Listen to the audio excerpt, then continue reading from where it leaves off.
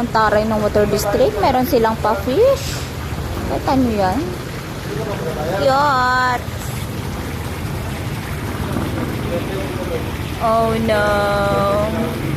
Dito lang yan sa water district, Santa Monica. May paganyan-ganyan sila ngayon. May fountain. Patingnan nyo naman. Sana all. As in, totoong isda talaga siya, guys. Kala ko laruan lang.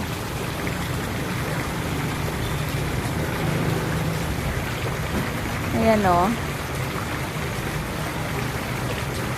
Kung gusto nyo, mga will, punta na lang kayo dito.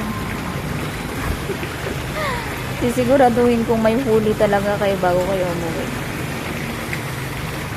Sabi siguro ng taga water district, pambihira. Binenta pa yung isda. Yan o. Taray ng water district. Meron silang fish. Meron silang alagang fish.